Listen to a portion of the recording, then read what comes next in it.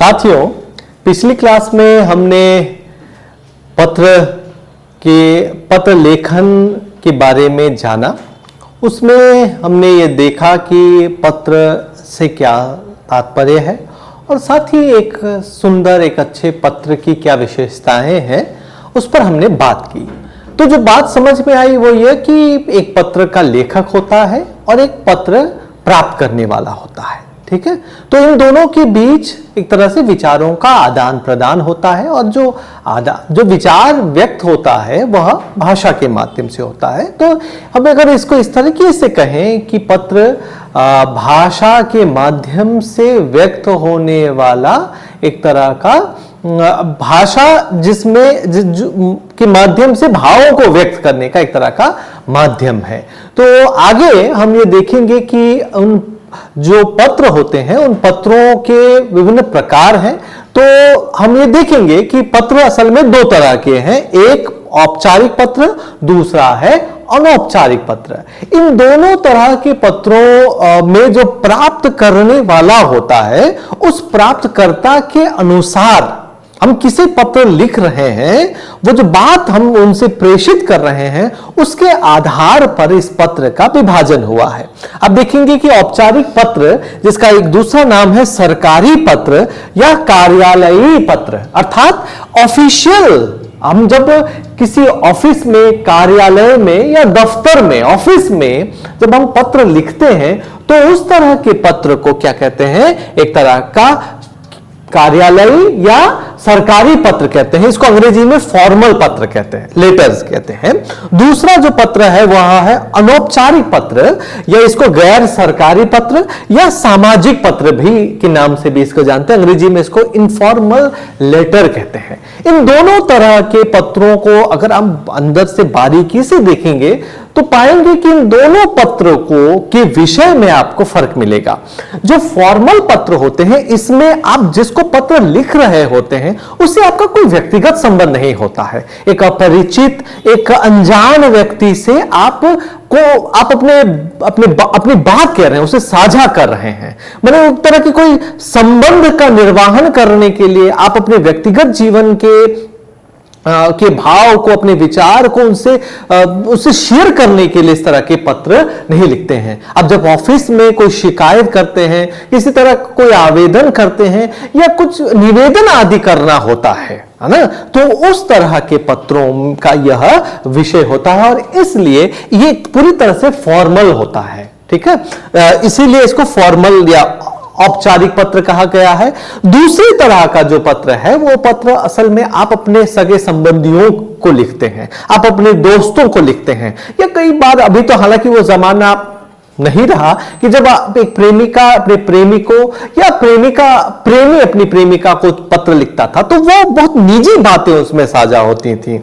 माता अपने पिता या माता अपने पुत्र को या पुत्री को, दोस्तों के बीच अपने भावों का, विचारों का जो आदान प्रदान होता था वो इस तरह के पत्रों में होता था। तो बहुत निजी, बहुत व्यक्तिगत, बहुत गोपनीय तरह की बातें, बहुत आत्मीय तरह की बातें, बहुत दुख और सुख से संबंधित बातें जब आप अपने रिश्तेदारों, अपने दोस्तों से साझा करते हैं, उस पत्र में पत्र को प्राप्त करने वाला जो होता है वो आपका परिचित होता है, आप उनको जानते हैं, वो आपके दुख सुख का साथी होता है। उस तरह के पत्रों को आप अनौपचारिक पत्र कहेंगे। यहां पर मैंने लिखा है गैर सरकारी पत्र, नॉन ऑफिशियल लेटर्स, है ना।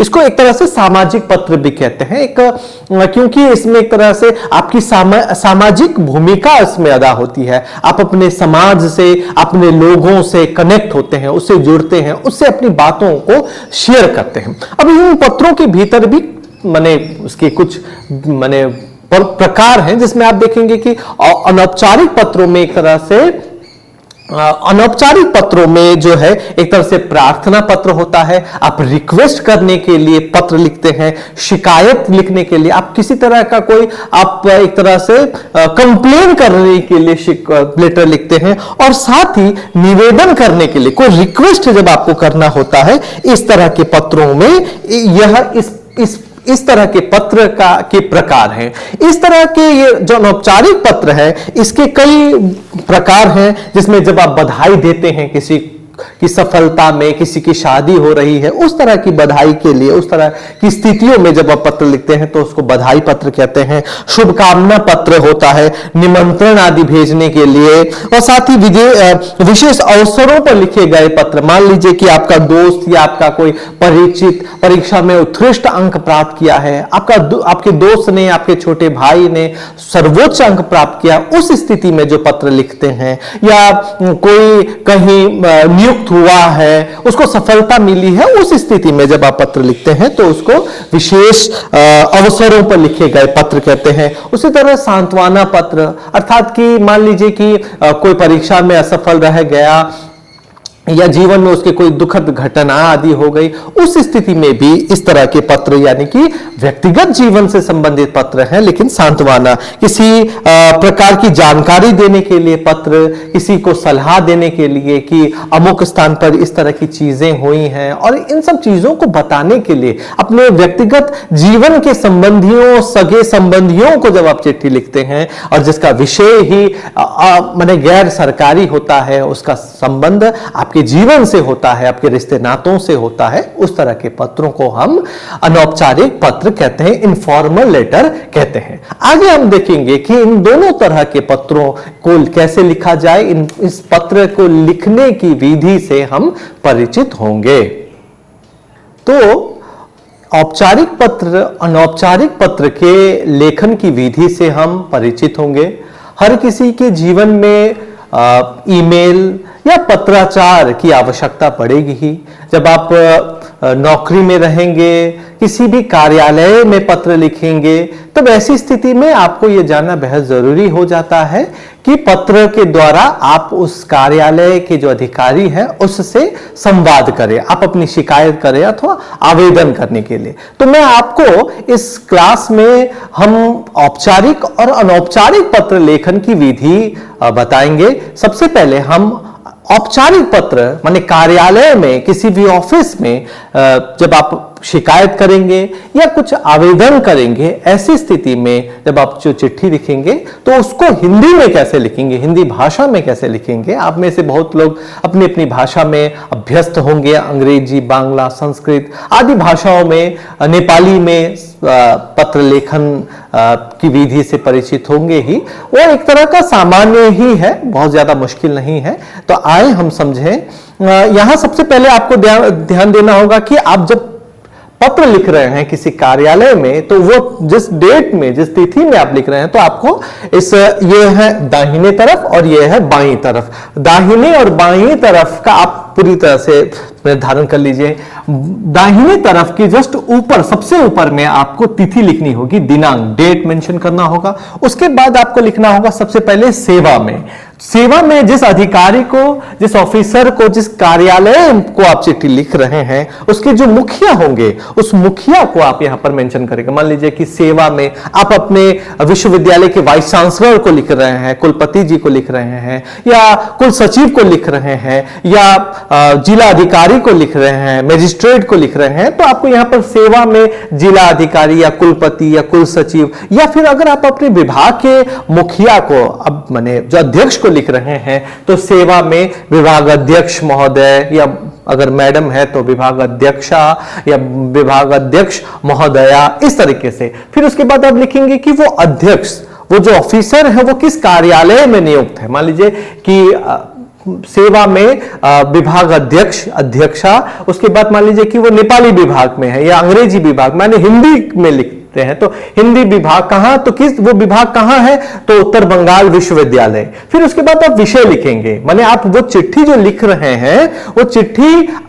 उसका विषय क्या है, किस विषय पर केंद्रित है। मान लीजिए कि आप लिख रहे हैं कि आपको छुट्टी चाहिए, तो छुट्टी के लिए आप चिट्ठी लिख रहे हैं। अवकाश हेतु प्रार्थना पत्र, है ना, रिक्वेस्ट कर रहे हैं कि आपको छुट्टी चाहिए, कुछ दिनों की लीव चाहिए उसके लिए। उसके बाद आप महाशय लिखेंगे, माने रिस्पेक्टेड जो लिखते हैं आप लोग, या सर लिखते हैं। उसके बाद ये जो हिस्सा है ये असल में मेन पोर्शन है, यहां पर कंटेंट आपको लिखना होगा कि अगर आप छुट्टी चाहते हैं कितने दिनों से कितने दिनों तक, आपकी छुट्टी अवकाश के कारण बताएंगे, इन सारी चीजों के बारे में। मान लीजिए कि सविनय प्रार्थना है या निवेदन है कि मैं फलना हूं और मैं अस्वस्थ हूं, मुझे इलाज के लिए, या मेरी दीदी की शादी है या मेरे भाई की शादी है, आदि आदि कारणों से आपको छुट्टी चाहिए, फिर ये सब लिखेंगे। उसके बाद अंत में देखिएगा आप फिर नीचे दाहिने तरफ भवदीय या भवदीया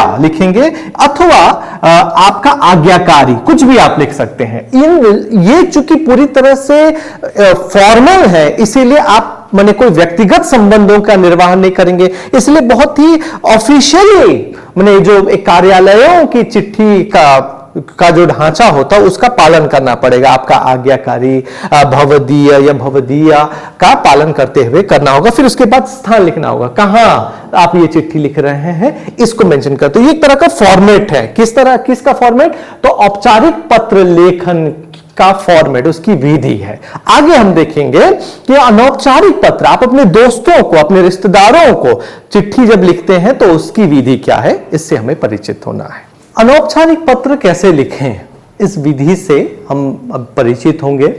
साथियों, अनौपचारिक पत्र, जैसे कि मैंने शुरू में आप लोगों से कहा कि आप अपने दोस्तों को लिखते हैं, अपने रिश्तेदारों को लिखते हैं, इसलिए बहुत अनौपचारिक तरीके की आप अपने भावों को एकदम खोल कर रखते हैं, अपने हृदय को खोल कर अपनी बातों को रखते हैं। तो जब औपचारिक पत्र लिखते हैं तब आपको बहुत शब्दों को, भावों को, अपने विचारों को बहुत सीमित तरीके से लिखना होता है। लेकिन अनौपचारिक पत्र कई बार क्या होता है, कई बार वो बड़ा हो सकता है ना, उसकी लंबाई थोड़ी बड़ी हो सकती है। इसलिए अनौपचारिक पत्रों की कोई सीमा नहीं है ना, कई बार कई पन्नों की चिट्ठी हो सकती है। इसलिए अनौपचारिक पत्रों को लिखने की कोई स्पष्ट तरीके की विधि या उसके मानक नहीं है। लेकिन फिर भी अगर हम किसी को अनौपचारिक पत्र लिख रहे हैं, अपने दोस्तों को लिख रहे हैं, अपने पिता को लिख रहे हैं, अपने साथियों को लिख रहे हैं, अपने रिश्तेदारों को लिख रहे हैं, तो आपको कम से कम इस विधि को ध्यान में रखना होगा। सबसे पहले यह कि जिसको आप चिट्ठी लिख रहे हैं और चिट्ठी लिखने वाले का पता आपको सबसे ऊपर बाईं तरफ लिखना होगा। उसके बाद उसके जस्ट नीचे जब पता लिख चुके होंगे, उसके बाद आपको उस जिस दिन आप चिट्ठी लिख रहे हैं, पत्र लिख रहे हैं, उसकी डेट और साथ ही संबंध के अनुसार आप किसको लिख रहे हैं चिट्ठी, उस संबोधन के लिए, अभिवादन के लिए आपको क्या करना होगा, प्रिय। अगर आप अपने दोस्तों को लिख रहे हैं, अपने छोटे को लिख रहे हैं, प्रिय कह सकते हैं, प्रिय मित्र, आपका दोस्त का नाम। उसके बाद पूजनीय, आप अपने बड़ों को लिख रहे हैं, अपने संबंधियों को, रिश्तेदारों को लिख रहे हैं, लेकिन संबंध उम्र में आपसे बड़े हैं तब आप पूजनीय या पूजनीया, है ना, पूजनीय पिताजी, पूजनीय गुरुजी, इस तरह से लिख सकते हैं। उसके बाद फिर आप क्या करेंगे, अभिवादन करेंगे, सादर चरण स्पर्श कर सकते हैं, प्रणाम कहेंगे, सादर नमस्कार कहेंगे। वो भी संबंध के अनुसार ही आप क्या करेंगे, अभिवादन करेंगे, ग्रीटिंग्स देंगे कि नमस्कार कहेंगे या चरण स्पर्श कहेंगे। उसमें भी एक तरह से एक कंडीशन, एक शर्त लागू होती है। फिर उसके बाद जैसे कि हमने औपचारिक पत्र में देखा, विषय लिखा था आपने कि किस विषय पर वो पत्र केंद्रित है, इस पर वो विषय नहीं लिखना होगा। फिर डायरेक्ट आपको यहां पर ऐसे करके आ जाना होगा। जो पत्र की आत्मा है, जो बात आप अपने कहना चाहते हैं, वह ये जो आप देख रहे हैं 3 लंबी लंबी लाइनें हैं, उसमें आपको अपनी बात करनी है। वो कंटेंट है, विषय है, उसमें आप अपनी बात कहेंगे कि किस विषय पर। मान लीजिए कि आप अपने घर की किसी बड़ी बेटी की शादी हो रही है, आप अपनी दीदी की शादी में अपने रिश्तेदारों को या अपने दोस्त को निमंत्रित करना चाहते हैं, तो उसके लिए आप उनको चिट्ठी लिख रहे हैं कि मेरी दीदी की शादी तय हुई है और उनकी शादी अमुक डेट में है, इसलिए तुम्हें मेरी दीदी की शादी में जैसे भी 1 हफ्ते पहले आकर मुझे सहयोग करना होगा, शादी की तैयारी में लगना होगा। इस तरह की बड़ी आत्मीय बातें आप अपने दोस्त से कहेंगे। फिर जब पूरी चिट्ठी, पूरा पत्र समाप्त हो जाएगा। उसके बाद फिर तुम आपका, अथवा अगर वो दोस्त को लिख रहे हैं आपका या तुम्हारा मित्र, फिर आप अपना नाम लिखेंगे। अगर वो आपसे बड़े हैं तब आप आपका बेटा, आपका पुत्र या आपका छोटा भाई, फिर उसके बाद आप अपने को क्या करेंगे, अपना नाम लिखेंगे। मैंने चिट्ठी लिखने वाले का यहाँ नाम होगा। तो ये है अनौपचारिक पत्र लेखन की विधि। मैं एक बार दोहरा दे रहा हूं। सबसे ऊपर पता, जिसको आप चिट्ठी लिख रहे हैं, उसके बाद उसकी डेट, माने जिस डेट में आप चिट्ठी लिख रहे हैं, अभिवादन है यह, उसके बाद चिट्ठी के अंदर की बात, जो बात आपको कहनी है, उसके बाद यह आप इस तरह से पत्र समाप्त करेंगे। तो इस तरीके से आज की इस क्लास में हमने देखा कि पत्र लेखन के प्रकार, पत्र कितने प्रकार के होते हैं, पत्र से क्या समझते हैं, और सबसे महत्वपूर्ण बात कि कार्यालय में लिखने वाले पत्र और अपने सगे संबंधियों को लिखने वाले पत्रों की विधि से हम परिचित हो पाए। बहुत बहुत धन्यवाद।